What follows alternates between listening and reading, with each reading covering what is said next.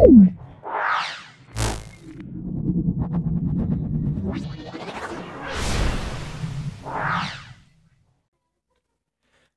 Martin প্রশ্নবিচিত্রার model set 3, এটা দেখো উত্তরগুলো বলছি, ভালো করে দেখে নাও।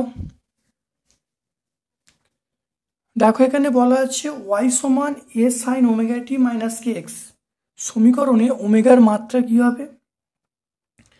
ওমেগার মাত্রা আমরা বলবো এটা হলো টি টু দি পাওয়ার -1 হবে, অপশান এ।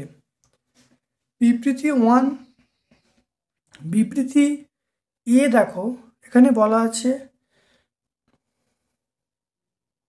সরল দৈর্ঘ্যটি সম্পন্ন কণা সরল দোলকের কার্যকর দৈর্ঘ্য এবং পর্যায়কাল পরিমাপের ত্রুটি 2%, 3%।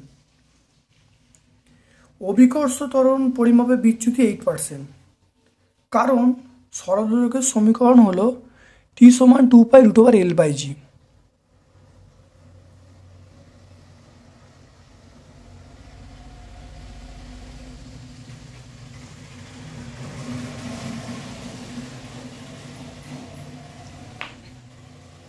তাহলে দেখো এই সমীকরণের সাহায্যে এটা নির্ণয় করা যায়।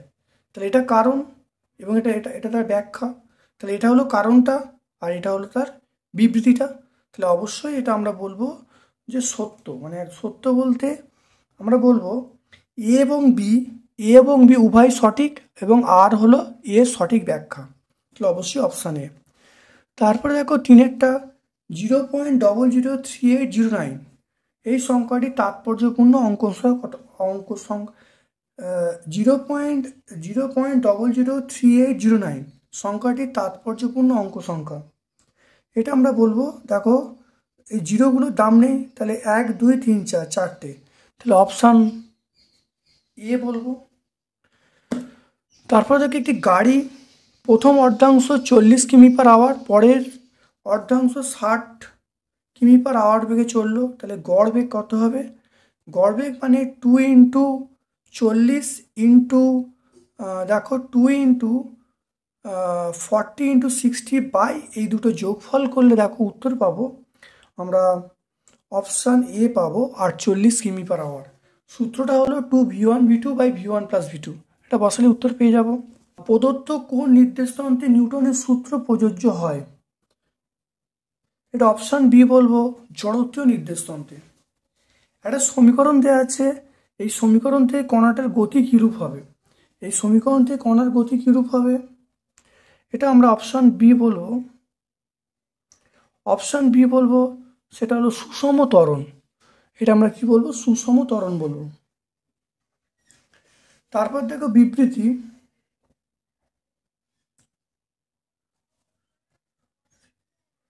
তারপর দেখো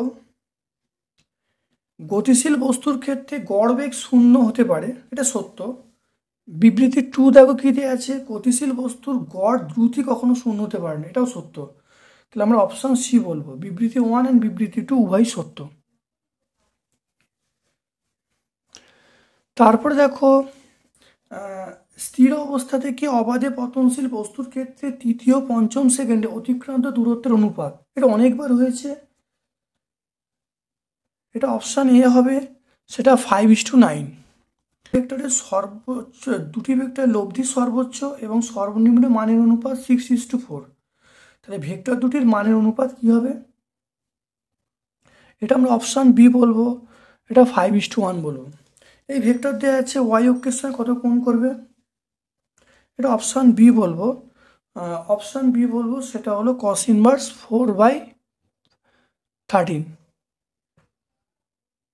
একটি ত্রিভুজের দুটো বাহু দেওয়া আছে, ক্ষেত্রফল বার করতে হবে, a × b করতে হবে, a × b করে হাফ দিয়ে ভাগ করব। ভাগ করলে তাহলে প্রথমে a × b করবো, a × b করে মড করে তাকে হাফ দিয়ে ভাগ করলে ত্রিভুজের ক্ষেত্রফল পাওয়া যাবে। এটা আমরা অপশান সি বলবো, সেটা 5√3। একটি বস্তুকে 30 ডিগ্রি 60 ডিগ্রি কোণে পরপর দুবার নিক্ষেপ করলে উভয় ক্ষেত্রে প্রক্ষেপ সীমা কত হবে? এটা অপশান বি হবে, 1:1 হবে। এ এবং বি এর কোন মানের জন্য এই ভেক্টরটা এর উপর লম্ব হবে, অর্থাৎ এটার সঙ্গে এটা ডট করবো, ডট করলে আমরা উত্তর পেয়ে যাব। 13 আমরা অপশান ডি বলবো 1/√2 মাইনাস 1/√2, এটা অপশান ডি হবে 13টা। 14টা A dot B the whole square সমান এ স্কোয়ার বি স্কোয়ার, এই শর্তটি কখন প্রযোজ্য? 14 আমরা বলবো 14টা আমরা বলবো যখন এ ও বি পরস্পর প্যারালাল বা সমান্তরাল থাকবে। দুটি বলের প্রতিটির মান এফ, লব্ধি বলের মান এফ, তাহলে মধ্যবর্তী কোণ কত? এটা আমরা বলবো 15টা অপশান সি বলবো, সেটা 120 ডিগ্রি।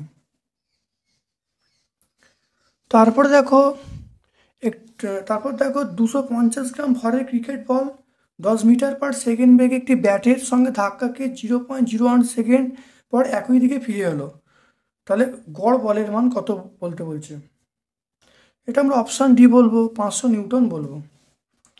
এবার এই যে চিত্র আছে, চিত্রে বলের মান বলতে বলছে, এটা আমরা বলবো 6 নিউটন। তারপর দেখো অমসৃণ অনুভূমিক তলের ওপর দিয়ে 400 গ্রাম ভরের একটি বস্তুকে অনুভূমিকভাবে টানা হচ্ছে। যদি ঘর্ষণ বলের মান 3 নিউটন হয়, তাহলে উল্লম্বের সঙ্গে সংযোজী বলের কোণ কত হবে? 18টা আমরা অপশান এ বলবো, সে tan ইনভার্স 3/4।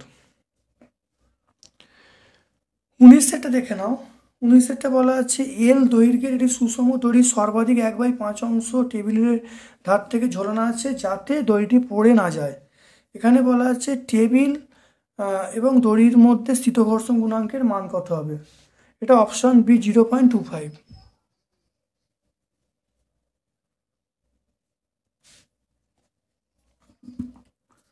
তারপরে দেখো এটা বিবৃতিটা প্রথম দেওয়া আছে।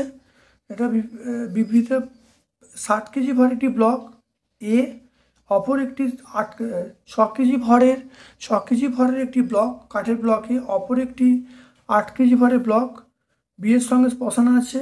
ব্লক দুটিকে কাঠের টেবিলের ওপর বসানো আছে। 12 নিউটন বল এ ব্লকটি প্রয়োগ করে এ বলটি বি ব্লকের ওপর চলতে শুরু করলো। বি ব্লক এবং টেবিলের মধ্যে ঘর্ষণ গুণাঙ্ক বলা আছে 0.25, জি এর মান বলা আছে।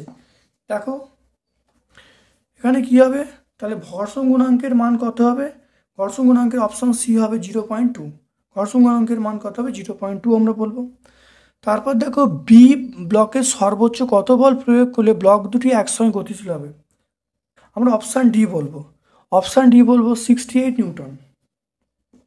তারপর দেখো জলপূর্ণ একটি বালতিকে 1 মিটার ব্যাসার্ধের উল্লম্ব বৃত্তপথে ঘোরানো হচ্ছে।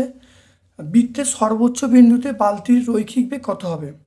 এটা আমরা অপশান সি বলবো, এটা হলো 3.13।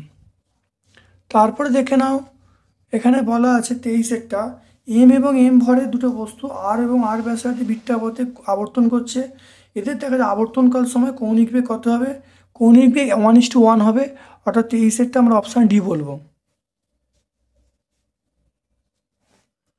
তারপর দেখো 24-এর ইউ সমান দেওয়া আছে, মোট শক্তির মান বার করতে বলছে, বি বলবো। অপশান বি, এটা 0 হবে। 25-এরটা দেখো কৃতকার্যটা এটা আমরা ডি বলবো। প্রযুক্ত বল এবং সরণের মধ্যের কোণ 0 কৃতকার্য হবে। তারপরে দেখো গতিবেগ দ্বিগুণ হলে এটা গতিশক্তি 4 গুণ হবে। স্প্রিংয়ের দৈর্ঘ্য অর্ধেক হলে স্প্রিংয়ের দৈর্ঘ্য অর্ধেক হলে তাহলে বল ধ্রুবক দ্বিগুণ হবে। স্প্রিংয়ের দৈর্ঘ্য অর্ধেক হলে বল ধ্রুবক দ্বিগুণ হবে। আর স্প্রিংকে সংকুচিত করলে এটা স্থিতিশক্তি জমা হয়। তাহলে 25-এর আমরা বলবো অপশান বি বলবো। 26-এর দেখো এখানে একটা স্থিতিশক্তির সমীকরণ দেওয়া আছে। এখানে বলা আছে সাম্য অবস্থায় আসবে যখন আর এর মান কত হবে? 26-এ আমরা অপশান এ বলবো 2a/a, মানে এটাকে আমরা আর এর সাপেক্ষে অবকল করলে উত্তর পেয়ে যাব। এরকম অঙ্ক অবশ্যই আমার যে প্লেলিস্ট আছে প্লেলিস্টে অবশ্যই তোমরা পেয়ে যাবে, খুব ভালো করে দেখবে। তারপরে দেখো 10 কেজি দেখে নাও, 10 কেজি ভরের একটি ব্লককে ভূমি থেকে 2 মিটার উঁচুতে তুলতে 230 জুল কাজ করতে হয়, ব্লকটির ত্বরণ কত হবে? আমরা অপশান সি বলবো 1.5। তারপরে এখানে দেখো প্রযুক্ত বল দেওয়া আছে, আর এখানে বলা আছে সরণটা এক্স থেকে, তাহলে প্রযুক্ত বলের মান দেওয়া আছে, আর সরণটা হচ্ছে এক্স অক্ষ বরাবর 2 মিটার থেকে 6 মিটার, অর্থাৎ এটাকে আমরা ইন্টিগ্রেশন করলে উত্তর পেয়ে যাব 28। 28 আমরা অপশান সি বলবো, সেটা 52 জুল, এটাকে ইন্টিগ্রেশন করলে উত্তর পেয়ে যাব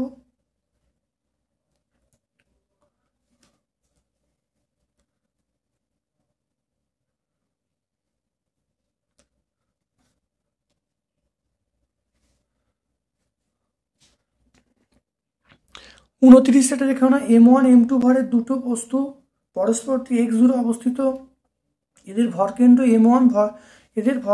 M1 ভরবিশিষ্ট বস্তু থেকে কত দূরে অবস্থিত? এটা আমরা বি বলবো M2x by M1 plus M2। এরপর দেখো এখানে বলা আছে 30 দেখে নাও, 30 বলা আছে, এখানে বল বলা আছে, বিন্দু বলা আছে, টর্কের মান কত হবে? আর ক্রস সেভ করতে হবে, আর ক্রস সেভ করলে আমরা টর্কের মান পেয়ে যাব। এটা 30 আমরা বলবো, 30 আমরা অপশান সি বলবো, 30 আমরা কি বলবো? অপশান সি বলবো।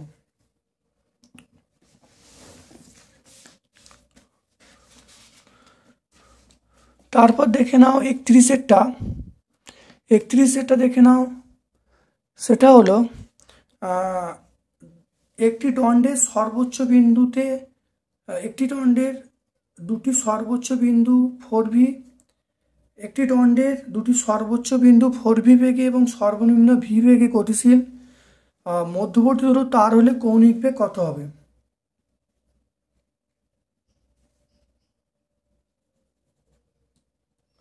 এটা আমরা অপশান বি বলবো 3V/r।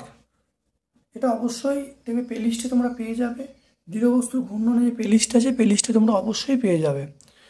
তারপর দেখো নিরেট গোলক 30 ডিগ্রি অতিকোণ বিশিষ্ট, একটি নিরেট গোলক 30 ডিগ্রি অতিকোণ বিশিষ্ট একটি নততলে ওপর না পিছলে 10 মিটার দূরত্ব গেল, ত্বরণ কত হবে? জি এর মান দেওয়া আছে।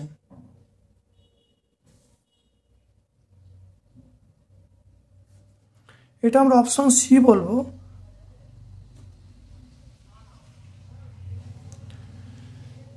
এটা আমরা অপশান সি বলবো 3.57 মিটার পার সেকেন্ড স্কোয়ার।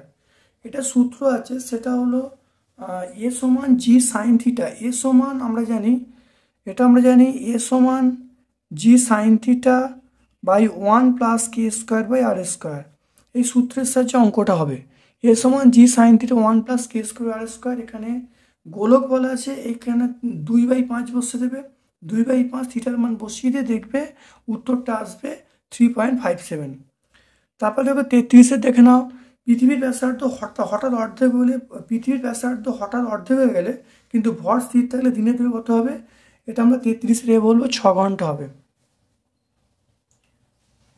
দেখে নাও, আর ব্যাসার্ধ বিশিষ্ট একটি ধাতব চাকতির প্রতি একক ক্ষেত্রফলের ভর m, চাকতিটির ভর কেন্দ্রগামী লম্ব অক্ষ সাপেক্ষে জাড্যভ্রম কি হবে?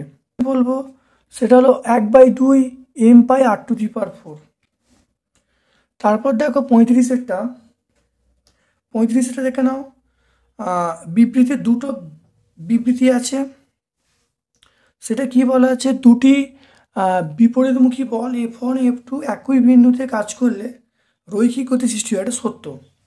বিবৃতি 2 দেখো, দুটি বিপরীতমুখী বল F1 F2 একই বিন্দুতে একযোগে ক্রিয়া করলে আবর্ত গতি সৃষ্টি হয়, এটা সত্য নয়, এটা মিথ্যা।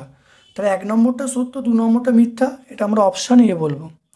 এগুলো জানলাম, ভালো করে ভিডিওটা দেখবে, বারবার প্র্যাকটিস করবে, তারপরে পরীক্ষা দিয়ে যাবে। আশা করি পরীক্ষায় তোমরা ফুল মার্কসই পাবে।